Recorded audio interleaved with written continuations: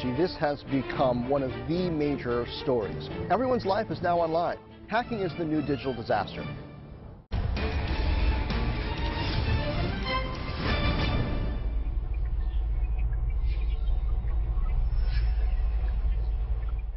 CNBC Meets Defining Values, brought to you by UOB Private Bank.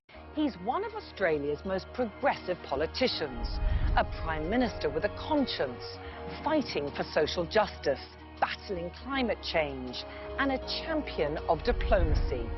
I've come to Singapore to find out what values drive the Honourable Kevin Rudd in his life, his politics, and his desire to make a difference.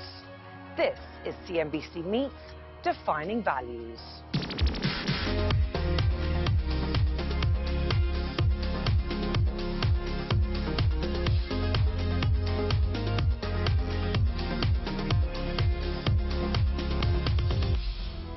The youngest of 4 children, Kevin Rudd grew up on a farm in rural Australia.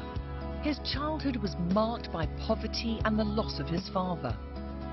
Driven by his mother's ambition and his own determination to succeed, Kevin joined the Labour Party as a teenager and went on to get a degree in Asian Studies at the Australian National University. He embraced a life in politics and became Prime Minister of Australia in 2007. The values he learned as a child defined his tenure. As Prime Minister, Kevin fought for reforms on gender equality, healthcare, education and climate change. After retiring from politics in 2013, he became the inaugural president of the Asia Society Policy Institute in 2015 and works with organizations that share his values of equality and global reform. Kevin Rudd, welcome to CNBC Defining Values. Up until you were 11 years old, you lived in a rural farm in Queensland. Tell me a little bit about your childhood there and some of the experiences that shaped your later life. Well, I grew up on a little farm. Well, in fact, it wasn't a little farm, it was a large farm. Beef property, dairy property, small crops. And my father was a share farmer. And so my mum and dad were children of the Depression. Neither of them had been to high school. Both were in the war, and after the war they went farming after they were married. So that's where I grew up, and it was a wonderful environment to grow up in. But Dad was killed in a car accident, and so that changed our lives, and that was the end of farm life. But he did have an influence on me in this sense. I remember sitting on a horse with him one day. He was big, and his horse was big, and I was small, and my horse was tiny. And he leant over and said, "If you made up your mind about your future, the fork in the road," you're 11 years old, you have no idea what your father's talking about. He said, "No, the big choice you've got to make in your future." I said, "Dad, I don't know what you mean." He said, "No, the ultimate choice that you will need to make." I said, "Dad, what do you mean?" He said, "Is it going to be beef cattle or dairy cattle?" That's when I decided to become a diplomat. Kevin, of course, you were just saying that your father was killed when you were 11 years old. What impact did that have on your mother, Margaret? I believe she went to retrain as a nurse and brought you and your siblings up. Yeah, well, I was the youngest of 4, and so Mum had a responsibility then to earn an income and then to raise us. And so she did. She'd last been a nurse during the Second World War, and I'm talking about the 1970s, so she had to go back and learn from scratch. But she did, and bought a small house and raised us. And so she was a profound influence. I suppose I grew up in a single-parent family in that sense. But she taught me resilience, and she taught me hard work. And I think because of our circumstances, she instilled in me a sense of justice as well. Did you witness many equalities in the area where you were growing up already?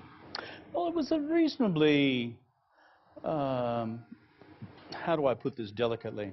It was a part of Australia, in rural Australia, where education, tertiary education, was not readily available. And so it's basically a simple farm community. But therefore, as a result, kids of great natural ability, who would normally go on to become whatever, had no such opportunities. And so you saw a lot of endemic poverty. But my mum, who had never been to high school herself much, she had this dream that I would one day go to university. I didn't know what a university was. Never been to one, hadn't met anyone who'd been to one. And so for me, that was part of her vision for where she wanted her kids to go. What about your own vision? When did you know that you wanted to go into public office or public service? As a kid growing up at high school, I began through my mother's influence. Mum would always give us things to read about the world. And she, for example, would give me newspaper articles about the emergence of China. And she'd say, you should read this, it's going to affect your future. And so as a result of that, I just became interested as a kid in the world. So that's what sent me off to university. I decided to do 5 years of Chinese language and history at the Australian National University. And by the time I went to university, I'd never met anyone from China. Because where I grew up, it was classic white Australia. There was nobody around. And so for me, this was a big voyage of discovery. It must have been a huge change for you, Kevin, on all levels. But why did you decide that your focus really was on China and that was going to be your focus? I think because I'd read and I'd been given books by Mum. I became fascinated with Chinese aesthetics, just those extraordinary roofs. If you're a kid growing up in rural Australia, there's something quite entrancing about classical Chinese architecture.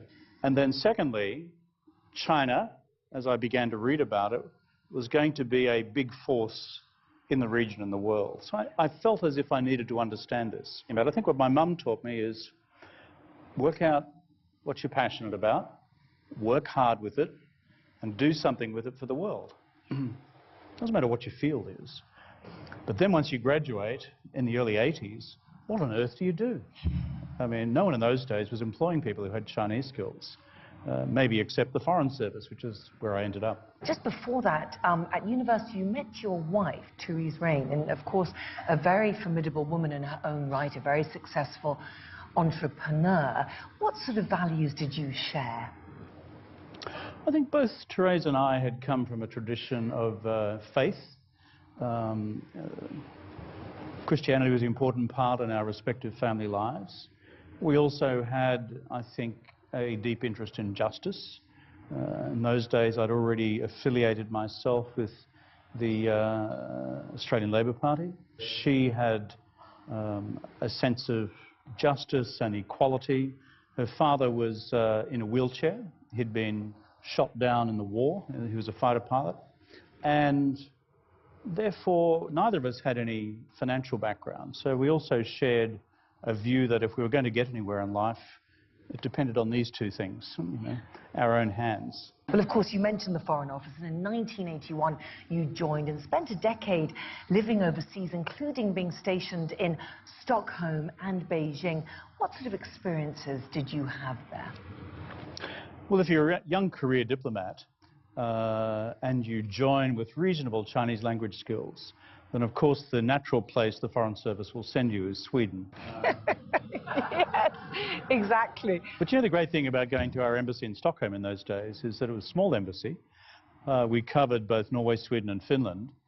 And so as a young kid, I'm only 24 years old at this stage, 23, 24, just got married, like the day before we went on posting. New country, new wife, new husband, depending on your perspective, new language, new job. It's a recipe for divorce. 37 years later, we're still married. But what did we learn is that if you're in those days in a foreign country, albeit a Western country, you learn self-reliance. And secondly, in a diplomatic mission like that, which was small, you learned the entire craft. Like at the age of 24, I was chargé d'affaires, in charge of the mission for several weeks on end. So you have to run the place as well. And so you quickly learn how to handle things. I think by the time I went into politics, much later in my life, nothing ever surprised me anymore. You just learn how to deal with change. Coming up next, Kevin Rudd makes the leap into politics. For me, going into political life is like a duck going to water. CNBC Meets Defining Values, brought to you by UOB Private Bank. Good morning, Mrs. Wong. Good morning. Your favorite. Thank you. Okay, thank you.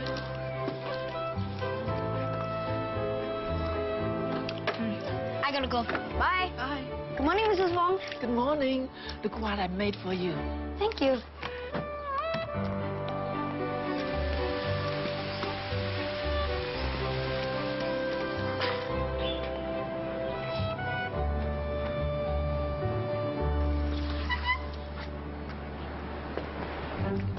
Mrs. Wong?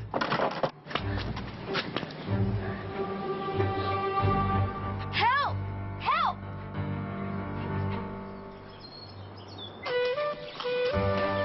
Good thing your grandson was around when you had your fall, Mrs. Wong.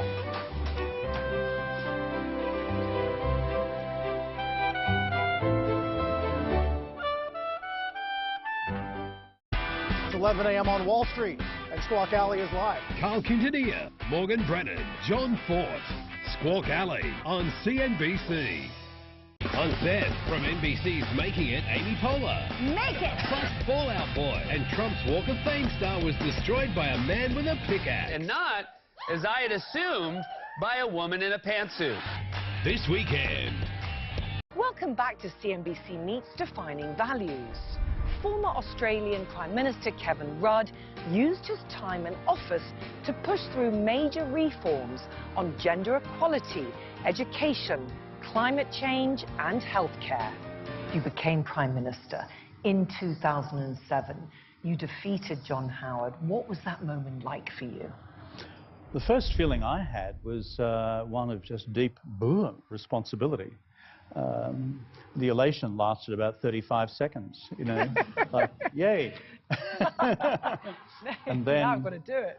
Well, I also knew enough about the economy and sufficiently financially literate to understand what was beginning to unfold in markets. And already with the emergence of subprime in the United States, I thought this is going to be a challenging time. But so it was a great sense of responsibility, as you do feel if you're elected to high office, because suddenly the hopes and aspirations of an entire nation rest on your shoulders. And the other thing, I think, about the exercise of political power is this. If you approach it soberly, the exercise of political power, in whichever country you're from, is a very sobering thing. In fact, it's a very frightening thing, because what you decide matters. It affects people's lives the next day. It's not a game, it's not a theory, it's not a plaything. And you change people's opportunities in a big way through what you decide. So for me, it was a sobering experience. So what skills then do you call upon to have to withhold that kind of pressure and responsibility? As you say, you're changing people's lives. First and foremost is a sense of humour. You don't have a sense of humour in political life, you die. Seriously. There's just too much going on, which you can't control. And I think the second thing is, when you're looking at proposals for change in a country, be very sober about it. You don't just assume that change for its own sake is good. You've got to look at careful proposals for change, whether it's on the economy, on education, or the environment, and then act. For example, the changes we brought in on climate change. We brought in a mandatory renewable energy target of 20% of Australia's energy needs by 2020 to be renewable energy. When we were elected, it was 3%. Now it's about 18%. We're nearly there. But to look at that as a decision is a complex business. You've got to read and understand where each decision takes you over 3, 5, 7, 10 years. And I think the last sort of reserve you draw upon is perseverance. Well, of course, you pushed through a number of groundbreaking measures as Prime Ministers, including, you were just talking about climate change, ratifying the Kyoto Protocol, officially apologising to Australia's Indigenous people about the abuses that they had suffered, and also gender equality. Why were these such important issues for you, Kevin? Well, the national apology to Aboriginal Australians, it was the right thing to do because Australian white people had treated Australian black people appallingly for 200 years. So for me, that was a basic and elemental exercise in social justice. It's a product of a reflection on who we are as human beings. Everyone's equal. We apologise for the laws and policies of successive parliaments and governments that have inflicted profound grief, suffering and loss on these, our fellow Australians. You mentioned gender equality. If you've grown up in a family full of strong women, I had a strong mother, very strong older sister. I married a strong woman. Our first child is a very strong woman, our daughter Jessica, and she's given birth to a little girl who's Josephine, a wonderful young Chinese-Australian kid. She's 6 and by God is she strong. For me it is normal to be with strong women and so I find it incomprehensible in those parts of the world where women are regarded as second-class citizens. What more can be done, though, Kevin, do you think, around the world to close that gap for women? You know, as I've looked around the world, I mean, there are 3 big drivers of inequality for women. One is the absence of universal health care for basic things like safe childbirth. And we're working hard on that through various development programs around the world. The second is inequality of educational opportunity, because without the tools to know where you can take yourself and your family and your community, then you can't get there. And the third is inadequate access to finance for women to be able to build their own enterprises and to build their own businesses. There's another factor as well, and that involves my gender, which is the appalling incidence of domestic violence. And violence against women is obnoxious, it's obscene and it's criminal. When Mao said women hold up half the earth, it's not just a slogan, it actually is reflected in the reality. And we've become a better humanity as a result. Another pivotal moment, of course, in your premiership was the financial crisis, 2007, 2008. What was it like to be a world leader at that time? And how did you know that your stimulus measures would work? The honest answer is, for those of us who were in office at the time, it was bloody frightening, you know. I think the thing which benefited me is by instinct I'm an historian. I read history. I knew enough about the history of the 20s and the 30s and of the history of recent recessions in the global economy in the early 80s and the early 90s to know not just what to look for, but what measures not to adopt in response to it, like in the 30s, and the measures that you could adopt to deal with it and to lessen the blow. So when we met as a cabinet after Black Friday in October of 2008, spent the whole weekend in a cabinet meeting, brought in all the Treasury officials, and we went through the data. But we spent the first half of the first day going through economic history, what had worked before and what hadn't. And that's when we decided to act on financial confidence, provided a guarantee for all Australian savings deposits, a guarantee for all Australian interbank lending, and then began a very massive stimulus for the real economy of 5% of GDP equivalent over the next 18 months. And thank God it worked. In 2010, that was a real roller coaster year, and there were political backstabbing, there were leadership coups. How did you keep your own moral compass during those times? You know, I made of reasonably stern stuff, given how I was brought up, and you've been through a few tough things in your life. So you dust yourself off, and off you go again. As I said before, I'm kind of a person of faith. I am grounded in a set of deep beliefs, and therefore you enter into a zone whereby that becomes part of your resilience, that these things ultimately have a purpose, and you can work through both the highs and the lows of life.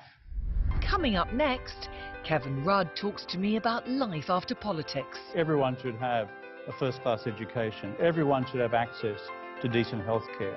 What you make of your life, then, depending on your hard work or enterprise or lack thereof, that's up to you.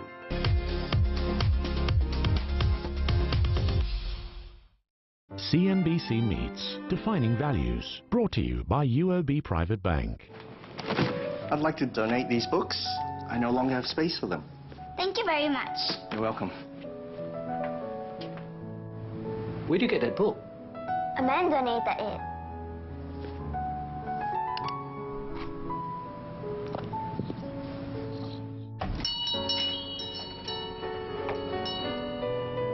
Dad. Yes? I'm sorry, but I need to retrieve I'm gonna leave you looking for this. No, not this one. May I look in there? Of course.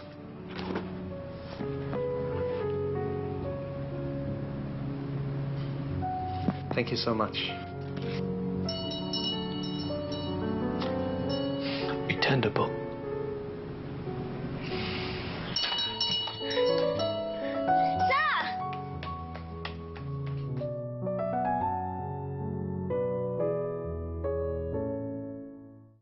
On the next Managing Asia, Indonesia's poster child for startup success, the man behind Gojek. We were born out of battle.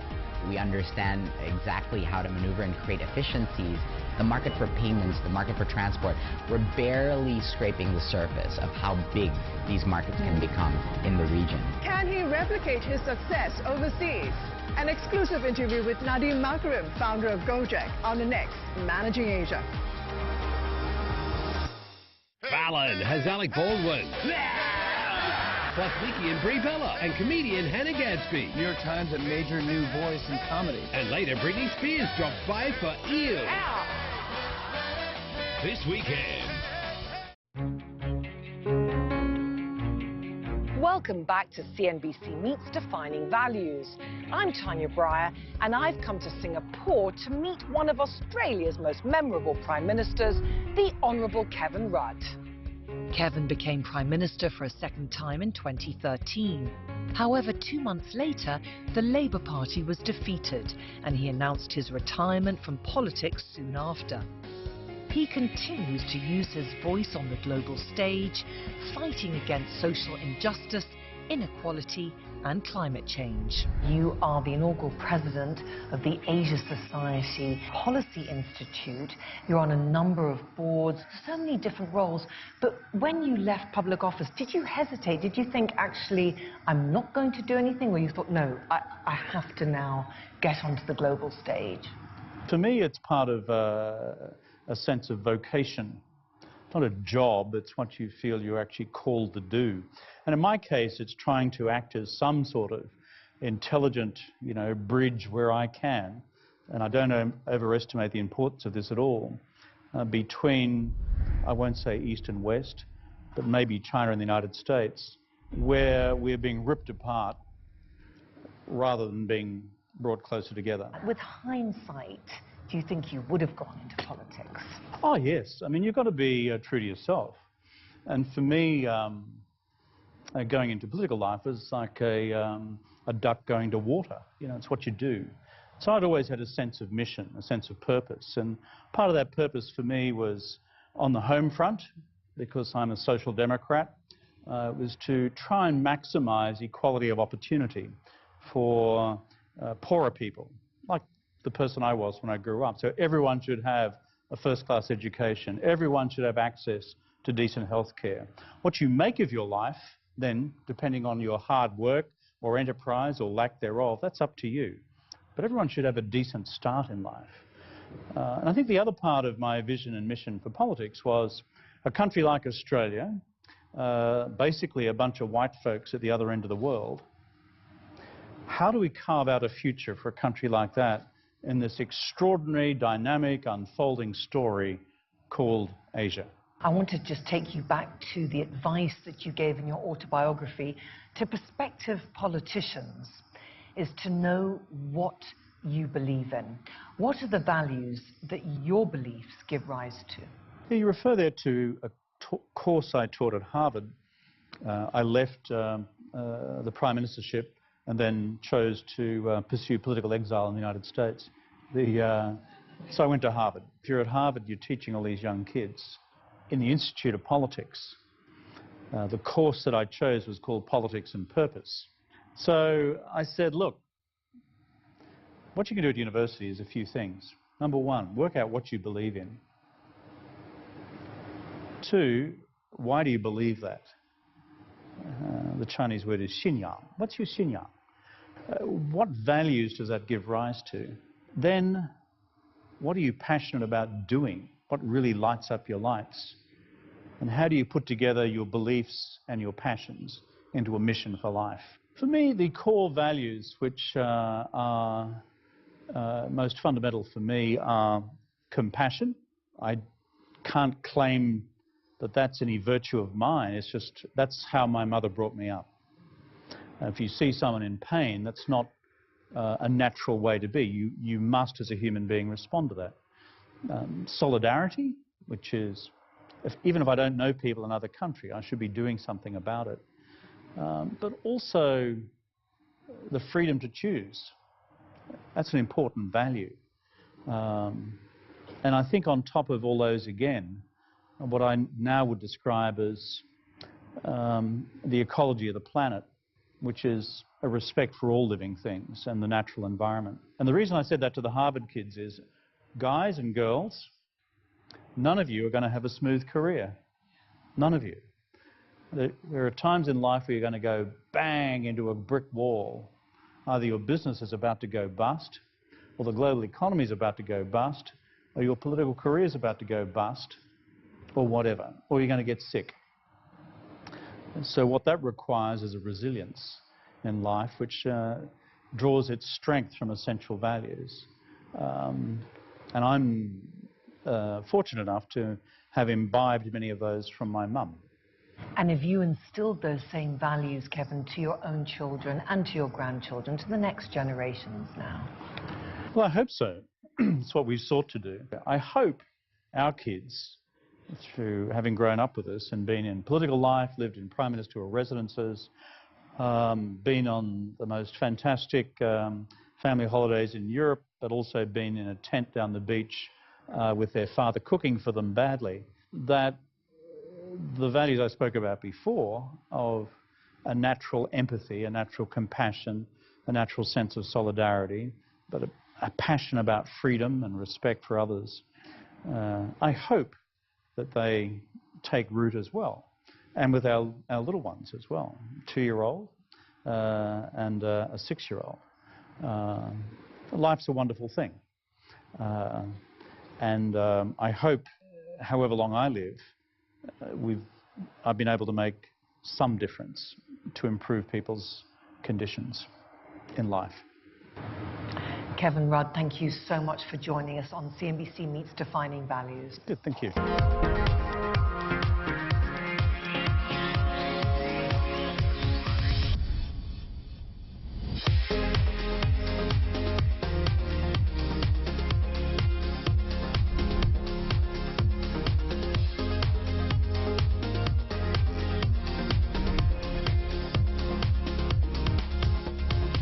CNBC Meets Defining Values, brought to you by UOB Private Bank. Travel often by tranquil waters and purple forests, near bright white walls and rocks of orange, by icons, landmarks, valleys and skylines.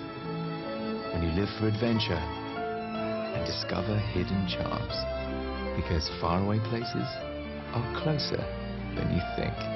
Going places together with Qatar Airways. We followed Steph Curry and Under Armour from Hong Kong to Taipei to tell the story of how Under Armour is trying to take their brand global. Curry is their ticket. Under Armour basketball, he's like, give it to me. I got this. Our schedule here is crazy. We're going till 4 a.m. This really is the essence of what we do. It's business.